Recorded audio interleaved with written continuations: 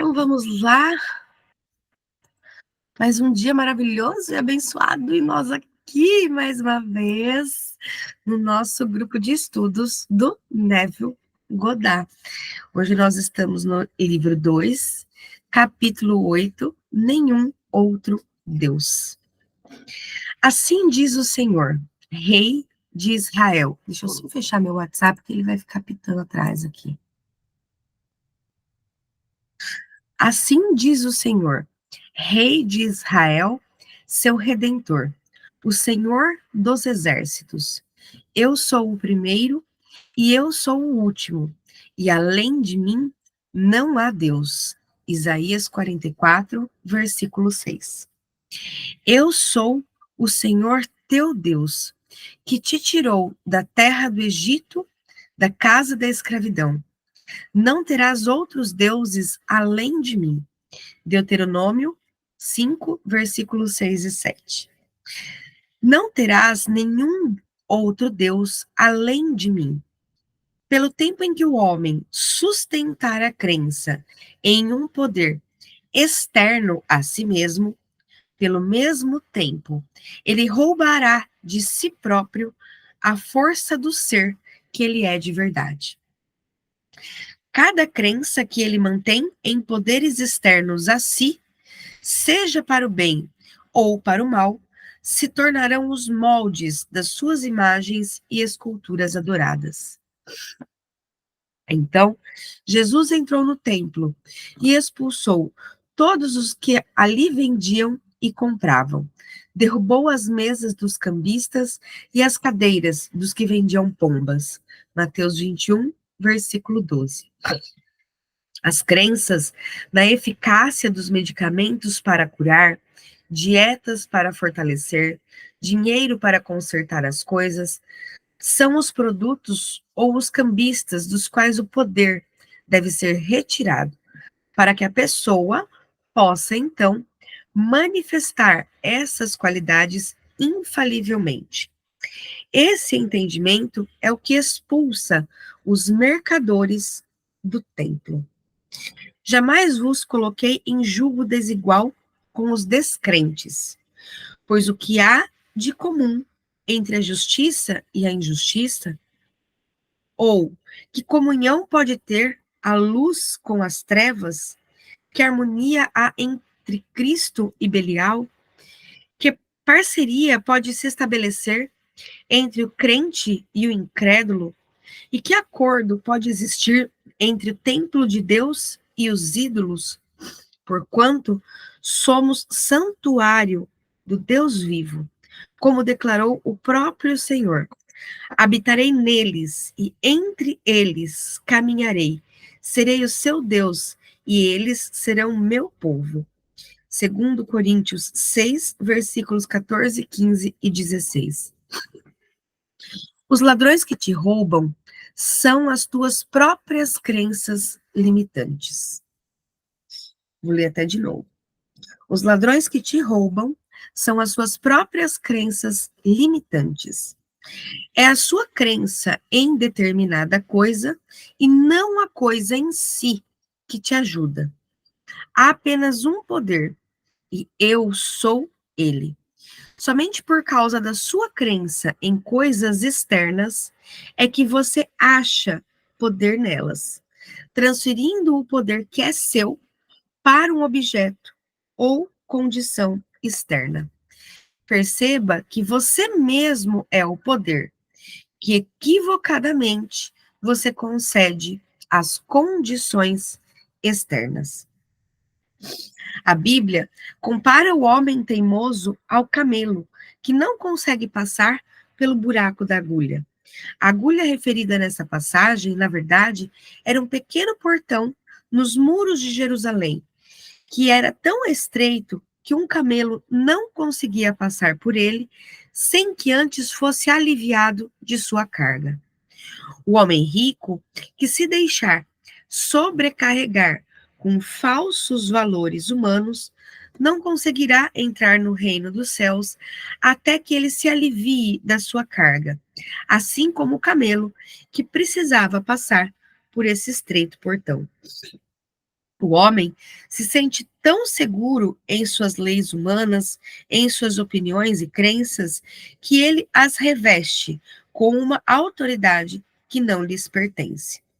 Certo de que o seu conhecimento da razão é tudo, ele continua sem saber que eles são apenas aspectos externos do seu estado de espírito. Quando ele percebe que a consciência de uma qualidade exterioriza esta qualidade sem o auxílio de qualquer outro valor, ele estabelece o único valor verdadeiro, a sua própria consciência. O Senhor está em seu templo sagrado. Habacuque 2, versículo 20. A consciência habita dentro daquilo que ela é consciente de ser. O homem é o Senhor e o seu templo. Sabendo que a consciência se objetiva em si mesma, o homem deve perdoar todos os homens pelos que eles são, pois ele deve entender que todos eles expressam, sem o auxílio de ninguém, aquilo que eles são conscientes de ser. Certa ocasião, Pedro e João estavam subindo ao templo na hora da oração, isto é, às 3 horas da tarde. Deixa eu pegar outro lápis. Aqui.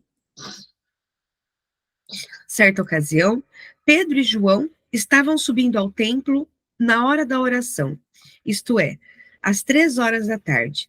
E aconteceu que um homem aleijado de nascença estava sendo carregado para um dos portões do templo, chamado de o Portão Formoso. Todos os dias o colocavam ali para pedir esmolas aos que entravam no templo. Quando ele viu que Pedro e João iam entrar no templo, pediu que lhe dessem um donativo. Fixando nele o olhar, Pedro, em companhia de João, disse: "Olhe para nós." E o homem olhou para eles com atenção, na expectativa de receber deles alguma ajuda. Então, afirmou-lhe Pedro: "Não possuo nem ouro, nem prata, nem ouro, mas o que tenho, isso eu te dou. Em nome de Jesus Cristo, o Nazareno, erga-te e anda." E segurando-o pela mão direita, ajudou-o a levantar-se. E naquele mesmo instante, os pés e os tornozelos do homem ficaram firmes, e de um salto pôs-se de pé e começou a andar. Logo em seguida, entrou com eles no pátio do templo, andando, saltando e louvando a Deus. Quando todo o povo viu andando e adorando a Deus, reconheceram que era ele, aquele mesmo homem que estivera prostrado junto ao portão formoso do templo, e ficaram cheios de pasmo e assombro com o que lhe acontecera. Atos 3, versículo 1 ao 10. Pedro, o homem disciplinado ou iluminado, sabia que uma mudança de consciência poderia produzir uma mudança de expressão.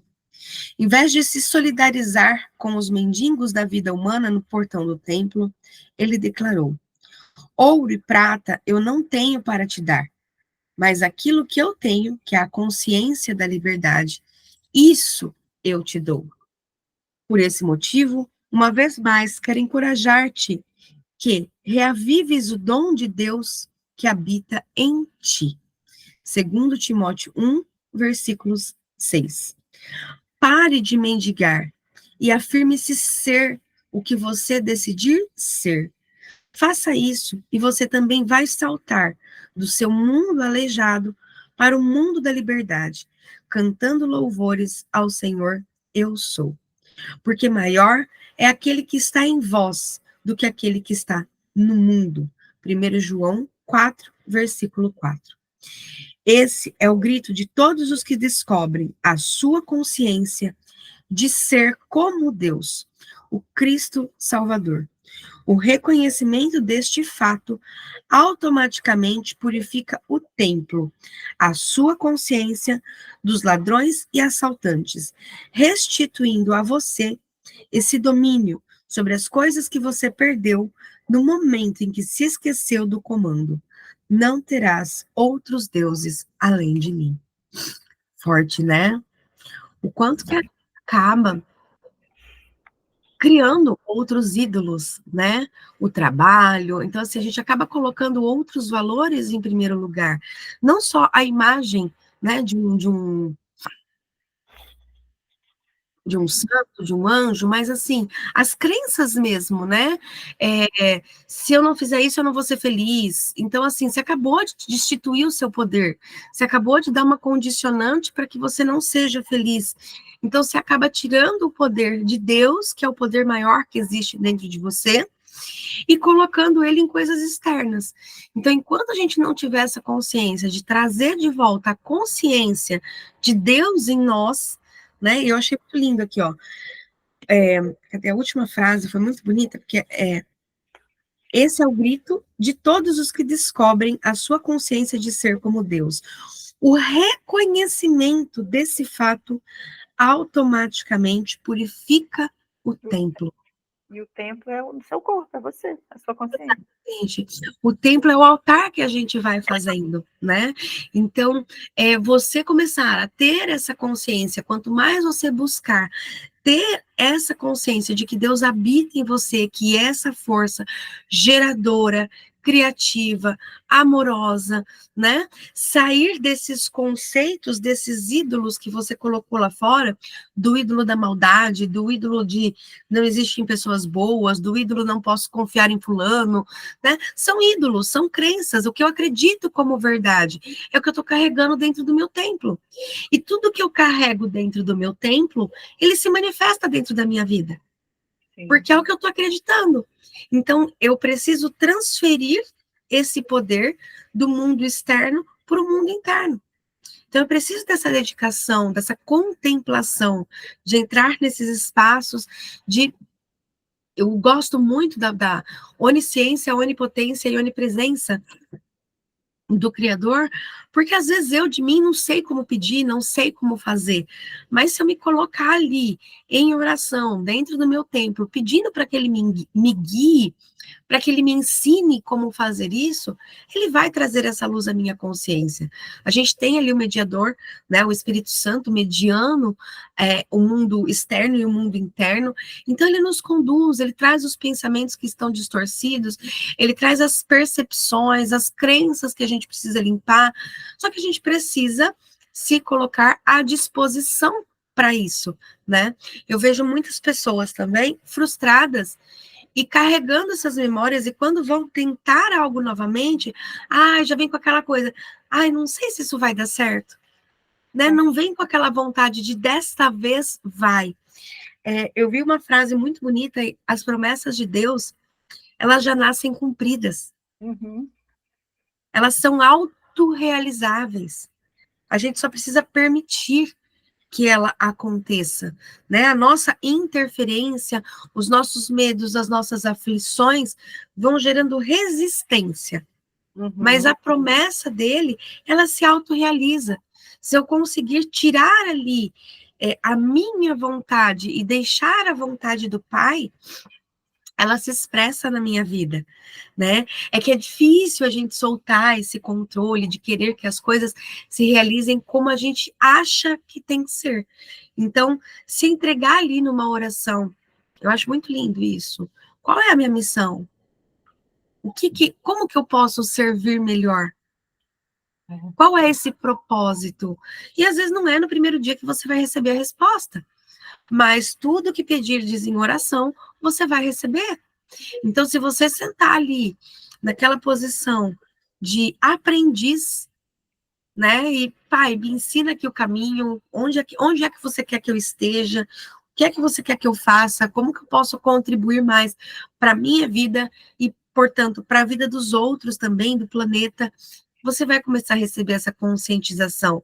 Você percebe que o caminho, eu gosto muito dessa frase, é uma frase que eu tenho meditado muito, tá? Então, eu acho ela muito linda. Através do meu livre-arbítrio e da minha vontade, eu estou aqui. Mas que eu não quero mais usar o meu livre-arbítrio para as outras coisas. Porque eu quero não ter que ter escolhas. Uhum. Porque eu sei que o caminho que está sendo aberto é o teu. Então eu não vou precisar decidir, porque por onde eu for é onde foi aberto para mim. Sabe? Então eu não, porque me veio muito essa consciência de que a palavra escolha pra gente, ela traz sempre uma ideia de que eu tô perdendo algo, que eu tô precisando abrir mão de uma coisa para pegar outra, sabe? Então traz no inconsciente aquela coisa de será que ali não teria sido melhor? Você sempre fica com Dualidade. aquela dúvida, né? Ah, eu devia ter ido por lá, não devia. Então eu não quero ter essa escolha, porque eu quero ter a confiança de que eu estou seguindo o plano de Deus. Então, o caminho que eu estou indo, eu não estou tendo que abrir mão de nada, porque Ele está colocando o que eu preciso, o que é necessário para aquele momento. Esse é o caminho. Lindo, né? Porque a vida é dual, né? Esse plano, né, existencial aqui, nós vivemos na dualidade, né? No sim, no não, gosto, não gosto, quero, não quero. Enquanto que, se eu me abstenho desse livre-arbítrio que é mínimo, eu me centro no caminho do meio, que é a vontade perfeita, boa e agradável que Deus tem para as nossas vidas. É o nosso Dharma, né? E aí a gente segue e vai, porque a E vida é vai. movimento e a gente só vai seguindo o que a vida nos determina, e não indo contra, porque se eu vou contra, aí eu já vou ou para um lado ou para o outro, é o contra e a favor. Então, quando a gente tem esse entendimento, essa percepção da gente expande na nossa mente, a gente tem essa consciência que vivemos num mundo dual e que o nosso ego está o tempo inteiro no gosto, não gosto, quero, não quero, faço, não faço. Quando eu me conscientizo disso e escolho, não, eu vou para o que Deus tem determinado, eu vou para o que a vida está me direcionando para ir, pronto. Eu deixei de fazer escolhas e estou seguindo o meu Dharma, estou seguindo a minha bondade, a justiça, o bem, o belo, o justo, o honesto. Isso é fantástico. Nossa, eu achei muito interessante aqui quando ele fala as crenças na eficácia dos medicamentos para curar, nas dietas para fortalecer, no dinheiro para consertar as coisas, são os pontos, os produtos, né, ou os cambistas, dos quais o poder deve ser retirado. O que são esses cambistas aqui que ele fala, que estavam lá no templo e ele retirou? São justamente as nossas escolhas, as nossas crenças limitantes, as nossas limitações de um modo geral. Por quê? Porque a gente ainda não tem essa percepção ainda desse máximo, desse poder que está em nós, e nós nos limitamos. Então, se nós tirarmos isso e escolhermos, como eu disse, esse caminho do meio, pronto, o poder volta para nós, o poder é nosso, está em nós. Perfeito. Que nem, por exemplo, da cura, né? Aí, do medicamento, as doenças, a gente vê, hoje as pessoas estão adoecendo muito e cada vez mais a indústria farmacêutica, não que não tenha eficácia alguns remédios, não é isso. Mas o nosso corpo, se você se corta, o corpo se regenera. Sozinho. Se você se queima, exatamente. Então, assim, o corpo, ele tem essa inteligência de se autocurar. Só que, o que interfere nisso? Os meus pensamentos. Então, se eu ficar ali olhando, falando, ai, não vai sarar. Eu tô determinando que não vai sarar. E a tua palavra tem força, né? Exatamente. O poder tá em você. Exatamente. Então, assim, a gente transferiu, por exemplo, uma doença, um machucado, ele tem uma simbologia também de algo que eu preciso olhar, né? Sim. Então, as coisas acontecem para me mostrar ali o caminho que eu tô indo, olha, um alerta aqui, vamos ter atenção. Então, quando a gente começa a estudar tudo isso, a gente percebe que cada fato, né, de saúde, ele está relacionado com um pensamento distorcido. Entende? Então, e aí eu transfiro a cura, ao invés de eu encontrar esse pensamento, essa forma equivocada de pensar que está criando aquilo em mim, eu pego um remédio e silencio, porque ele vai tirar a minha dor, mas ele está tirando uma dor momentânea, né? Ele está mexendo com o fluxo do teu corpo, mas não está trazendo a solução de fato para você. Então, ele resolve a dor momentânea, traz ali uma cicatrização, mas o que você precisava resolver com aquilo? Aí você é como se você se dopasse, né? Fala assim, eu não quero ver o problema. Eu não quero ficar ali alienado, alijado aqui do processo, porque eu não quero enfrentar o que eu preciso enfrentar. Que no fundo nós sabemos o que é, nós sabemos que temos que fazer, mas nós fugimos o tempo inteiro. É engraçado, porque é realmente isso, né? Eu tenho percebido cada vez mais que me vem à luz da consciência o quanto eu negligenciei determinadas coisas, porque eu achava que eu não daria conta de lidar com aquilo. Falava, não quero olhar para isso, porque isso vai ser pesado para mim. E não. Se torna, ok, pode até ser pesado um pouquinho, mas depois é tão o alívio é tão grande. Então, mas assim, parece que tira toneladas. Com esse apoio de Deus, até o olhar é leve. Sim, é. Você sabe que tem cura ali, que tem restauração, que à medida que você coloca a luz, que você expande aquilo dali, que você coloca a consciência, né, que é o estado de presença, a consciência de, puxa, eu errei aqui, eu sei que eu tenho que recuperar isso aqui, recuperei, acabou, a vida segue, a vida de hoje para frente. E essa que é a questão, uma coisa que a gente não percebe, falo por mim, tá? A gente tem os julgamentos e pra gente eles são corretos. Então, a gente tá julgando o outro como se tivesse algo de errado. E quando o Espírito Santo traz essa visão corrigida pra gente, ó, olha isso daqui, você não olhou para aquilo. Consegue entender agora? E ele mostra aquilo com tanta leveza, e é tão lindo e tão puro, por quê? Porque eu estava julgando, eu estava colocando um peso naquilo, que o Espírito Santo, que Deus não tem esse peso com a gente, sabe? Então a gente tem medo de olhar, porque às vezes a gente acha que a gente vai ser punido, que a gente vai ser, né? Meu Deus! Disseram pra gente que o pecado, você é punido, você não pode fazer isso, não pode fazer aquilo, que você vai ser punido. Deus vai te jogar do paraíso para o inferno. Mentira, mentira, mentira. Na realidade, você cria o inferno enquanto você está criando esse pecado. Né? Você vive o inferno que você cria. É o seu inferno, né? É o seu. E está sendo tão... E está sendo tão lindo e amoroso, porque eu já estou entrando numas fases de coisas bem profundas mesmo, sabe? Mas que tá vindo tudo com tanto amor, tanto amor, tanto amor, tanto amor, que eu falo, meu Deus, às vezes vem aquela coisa assim, é sério que eu demorei 5 anos para olhar para isso? É sério que eu... Sabe aquela coisa assim?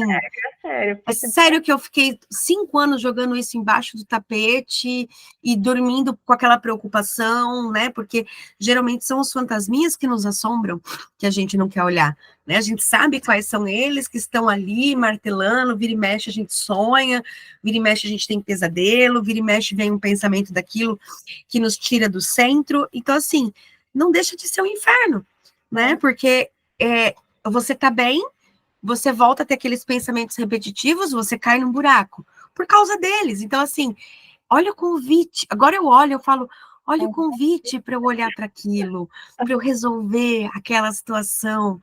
E eu não resolvia. E eu, né, silenciava também, tomava o remedinho ali para não olhar para aquilo. Então, assim, se serve de conselho, eu peço essa orientação para você que vai assistir aí. Senta na tua meditação, pede como é que você corrige, como é que você muda a tua percepção. Lembra que é sempre a tua percepção, não é o que o outro fez, mas é como você interpretou o que o outro fez. E a partir dessa interpretação, provavelmente você teve ações, que, dependendo da tua interpretação, podem ter sido ações egoístas, de raiva, de inveja, né? Então, reconhecer que a gente tem naturalmente esse instinto.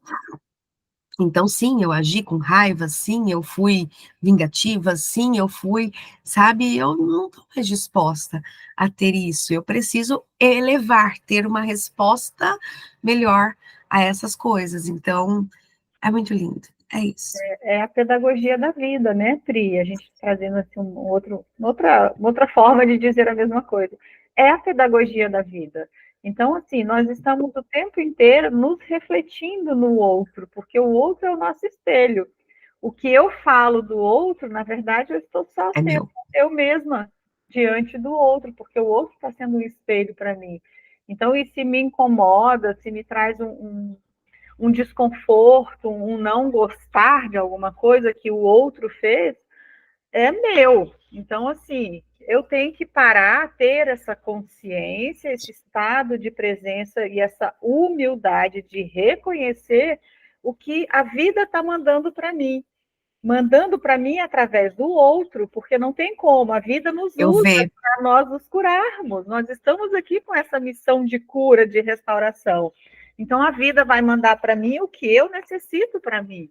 Então, se está chegando aquela pessoa que está me levando no último nível de me retirar a paciência, é aquela pessoa que eu tenho que mais observar, porque ali está o meu ponto central, nevrálgico ali, para eu entender e me curar e me restaurar e mudar de fase, né? Porque eu não posso ficar aqui repetindo o mesmo ano o tempo inteiro. Eu tenho que restaurar isso daqui para o segundo nível, para o terceiro nível. A vida é um jogo, a vida é uma brincadeira. Nós estamos aqui num teatro, né? Nesse teatro da vida, e Deus é o nosso grande arquiteto, é o nosso grande diretor e está nos conduzindo aqui, porque Ele já sabe quem nós somos lá na frente. Nós não sabemos, mas nós precisamos chegar lá. E para nós chegarmos lá, Ele coloca cenas, Ele coloca coadjuvantes, Ele coloca outros atores principais para nos mostrar o caminho que devemos seguir. Vamos ver se agora ela se lembra. Vamos trazer isso daqui agora. Vamos olhar para dentro, vamos olhar para dentro. Amor, né? A vida vai trazendo com Ela é amor. amorosa. Só que à medida que nós não vamos entendendo esse amor, ela vai aumentando um pouco mais a intensidade para que Para a de gente poder. fato a gente perceba. E eu acho que é interessante reforçar a questão de se colocar ali na oração de eu não sei. Exato, me mostra. Entende? Essa, a chave maior para mim foi porque antes eu rezei muito por isso, meditei muito sobre essas coisas, só que era sempre uma meditação querendo um resultado. Entende? Então eu ainda tinha julgamentos, eu ainda queria que as coisas fossem diferentes do que estavam sendo, e eu não conseguia simplesmente permitir que as coisas fossem. Então, eu queria tirar o significado ruim, colocar o significado bom que eu queria que fosse. Entende? Então, dos dois jeitos, eu continuava brigando. Faz sentido aqui? E não era. Então, quando eu consegui me colocar na posição de tem algo aqui, me machuca, me dói, te entrego. Não sei, não sei como eu preciso olhar, não sei o que eu preciso aprender, mas você sabe. Eu sei que existe, Eu né? sei que aqui tem alguma coisa que eu estou enxergando errado. Já faz 5 anos que eu luto com essa coisa e cada vez eu estou enxergando, continuo enxergando errado. Não resolveu? Continuo enxergando errado. Mudei de um pensamento A para o B, para o C, tem até o alfabeto inteiro e eu não quero passar por ele. Então, por favor, me mostra como, né? E aí vai a sua dedicação de estar ali em meditação, de entregar isso todos os dias até que a resposta venha. Então, assim, sair dessa necessidade de que as coisas sejam de um jeito ou sejam do outro e permitir que venha essa clareza mesmo, sabe? Né? Sim, que não vou mentir para você, você sabe muito dos meus processos, eu condicionava eles, eu queria tirar eles de uma forminha e colocar numa outra, entende? É assim, é. A nossa natureza é assim ainda, né? Sim, então eu não conseguia ter a clareza, eu queria transformar A em B, né? Mas eu não. Mas às vezes a minha resposta era a Z. E eu estava ali no sofrimento ainda, então eu saía de um sofrimento e ia para o outro, saía do outro e ia para o outro, saía do outro e ia para o outro. Entende? Quando eu comecei a liberar, a fazer a meditação nesse sentido de aqui, eu quero restaurar. Massa. Eu quero restaurar. Eu quero restaurar. Me ensina como eu restauro isso. Como eu faço isso? É porque o como não é nosso, né? O como é divino. Então, sim. E nós não temos ainda, estamos a caminho, né? Buscando procurar entender esse como, né? Mas ele vem em doses, porque nós não temos a estrutura emocional, física, psicológica para aguentar o como todo. Então, Deus vai dando ali as pílulas. Vai. Ó, é assim, assim, esse como é assim, esse outro como é assim, esse aqui você faz assim. Se a gente tem essa percepção, essa mente livre, humilde, honesta, justa, íntegra, de pedir assim, eu não sei, me ensina como. Me Como é que ensina. é? Me ensina, me ajuda. Me ensina, Por me Deus, ajuda, me ensina. por Deus. Socorro! Ó, tô É, deixa. levantando a mão aqui. Porque existe, as pessoas falam assim, Deus, alguém pode achar, né, e não acreditar, Deus não existe. Se Deus não existe, alguém arquitetou tudo. Existe um grande arquiteto, existe alguém que fez, porque nada é por acaso. Não existe o acaso, né? Existe. E se existe, quem criou? Se eu estou aqui, onde é que eu estava antes? De onde eu vim? Por que eu vim? Então, se a gente começa a fazer essas perguntas, a gente começa a realmente se conscientizar de que existe um grande arquiteto, de que existe um grande cosmos, um grande universo, e alguém rege isso. Nós só somos orquestrados, mas existe um grande maestro que nos regendo o tempo inteiro. E é lindo porque é o que você trouxe, né?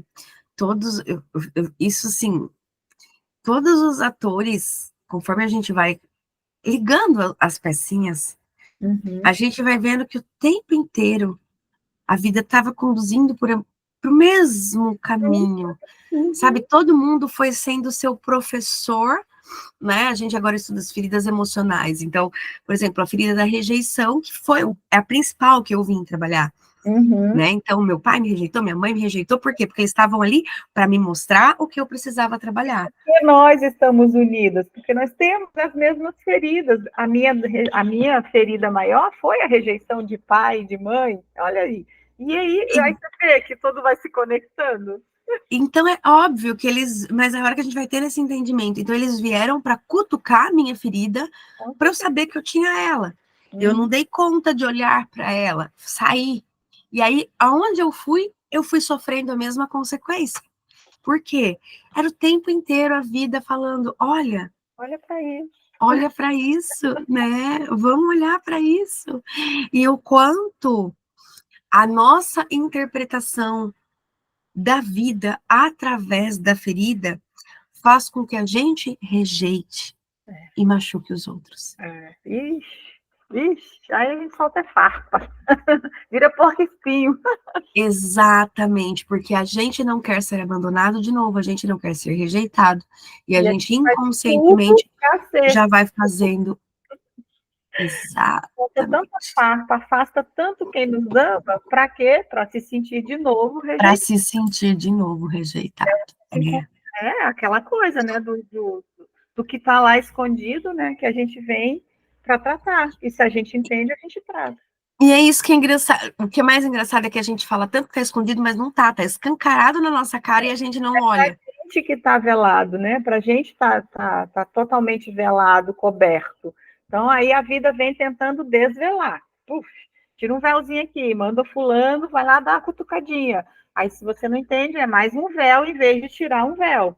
Aí pronto, aí a escolha é nossa, né? Aí a nossa reação, como você falou, como que eu reajo ao que a vida me oferece, ao que a vida me oferta em amorosidade, com desejo de crescimento meu. Como eu reajo a isso? Aí, se eu reajo bem, um véuzinho cai fora, a minha visão aumenta. Se eu reajo bem no outro, mais um pouco. Se não, volto para trás um pouquinho. E aí é isso, é um toma lá da cá, e a vida é um passinho de cada vez. Às vezes eu preciso voltar umzinho, porque eu sou humano ainda, falho mesmo, volto, a minha consciência baixa mesmo, eu saio da consciência divina, e tá tudo bem, mas se eu escolho todos os dias me elevar, ter uma consciência mais superior, mais elevada e mais divina, menos sofrimento eu vou ter para chegar ao meu objetivo, à minha missão, que é a de evoluir. Eu não vim aqui para sofrer, eu vim aqui para me tornar um ser humano melhor. Eu vim aqui para evoluir, para servir, e eu evoluo servindo, eu evoluo dando o meu melhor todos os dias, eu evoluo, né, escolhendo crescer um pouquinho a cada dia, nem que seja 1%, se não for 1%, que seja 0,9, 0,8, mas Mas que é seja alguma alguma coisa, coisa, né? é melhor que Exatamente. nada. Algo é melhor do que nada. E o único Ai, que lindo! Jung fala que nós viemos para florescer como ser humano, né? Então, é florescer, é uma plantinha. Nós Uma estamos plantinha florescendo, sendo regada e cuidada todo santo dia. somos uma sementinha buscando virar árvore, né? O que os frutos dessa árvore, eu não sei o que vai ser lá no final, mas Deus sabe. Então, Ele me dá essa condição para eu ir florescendo, para eu ir crescendo, para que lá no final eu seja uma árvore que deu bons frutos. Aí eu escolho o que eu vou semeando, as sementes que eu vou plantando também, porque se eu sou semente, eu gero sementes. Então, Perfeito. Ai, que é uma lindo! responsabilidade muito grande. Deixa Cuidar eu, de nós mesmos e cuidar do universo. deixa eu encerrar a gravação aqui Maravilhoso. para nós.